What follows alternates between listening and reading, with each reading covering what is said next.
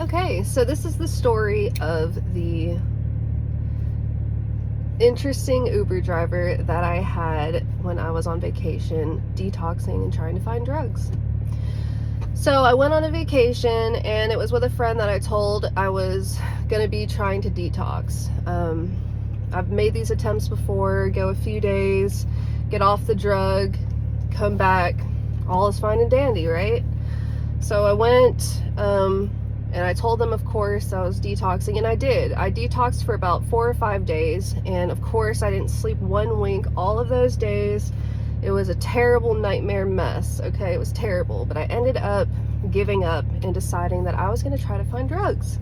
So my plan was to get an Uber and to have him take me to a hot spot around town. So I started looking up places downtown that people said were sketchy. Like, I was looking for the sketchiest bars that people would talk about, and I found a bar. This is how my mind works. I found a bar that said, this place should be closed down. I'm pretty sure the bouncers are selling drugs.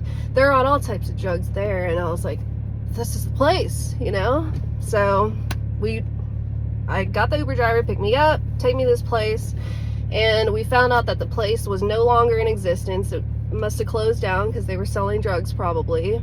And I was like, fuck. Next plan, analyze my Uber driver. Is he cool? Is he not cool? Could he call the cops? Who knows?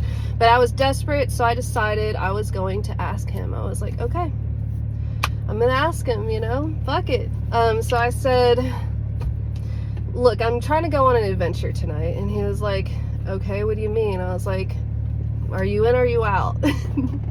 He was like, on an adventure? Okay.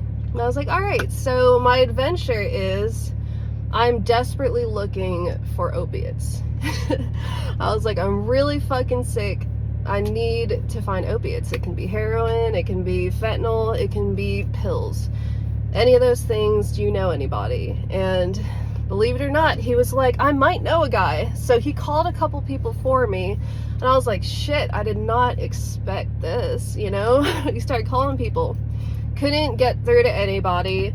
So yeah, and then he was like, let me pull over real quick because I have to do something. I was like, oh fuck, I'm gonna die, you know? Pulled over. He pulls out a crystal meth pipe, and he's like, I got crystal, you know, let me just take a hit real quick. Do you want some crystal? I'm just like, no, I don't like crystal, you know, I really don't. I've done it before, but it's just not for me. I like the stuff that brings me down. And I've definitely done crystal before. It's just, like I said, I'm already a jittery person, even just sober, so it always made me like crazy. I don't fuck with the uppers. I don't trust myself enough. Anyway, so I was like, no. And then if you're sick too, I feel like it would have made it worse. I'd already gone days without sleep, so if I would have smoked that meth, I would have definitely been up for weeks after that. It was just bad, you know? But yeah, I was like, no, I really don't want to. And then the next plan, this is how desperate I got. The next plan was, okay, God, none of these people will answer. That sucks. And one of the people that answered the phone actually were like, hey man, if somebody's trying to get drugs and they're sick, they're bad news. Stay away from them. And he was just like, okay, man, I was just trying to see if you knew anybody that had anything. He was just like, no, man, you really need to stay away from that stuff. Don't help somebody if they're sick. And then he like hung up on that friend or whatever, and I was like, yikes, that was harsh. I was like, God, he's like ruining my shit here. But anyway, the guy didn't care. He was smoking crystal, so obviously he wasn't perfect either. But then my next plan was, let's go drive around downtown, find a homeless person or somebody that's out here that looks like they're nodding off or on drugs, and then we're gonna offer them a little bit of cash to give us their dealer straight up. And he was like, okay. So he took me to the worst parts of downtown to just find somebody that looked like they were struggling on the street on drugs. Like, that's how bad off I was. I was like, I know where to find this shit, you know what I mean? But yeah, we asked a couple different people, and then one guy was like, oh, I do meth, you know? I was like, fuck, I don't want meth. For some reason, the only people we saw, they were on meth. So it was just a meth-filled night, not for me, but for other people. I ended up going back without anything. So imagine how crazy of an experience that was.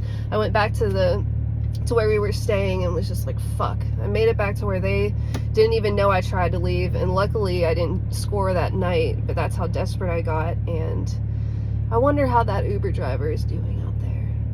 But thanks for helping me out, dude. Anyway, that's the story of the meth head Uber driver. Thanks for watching.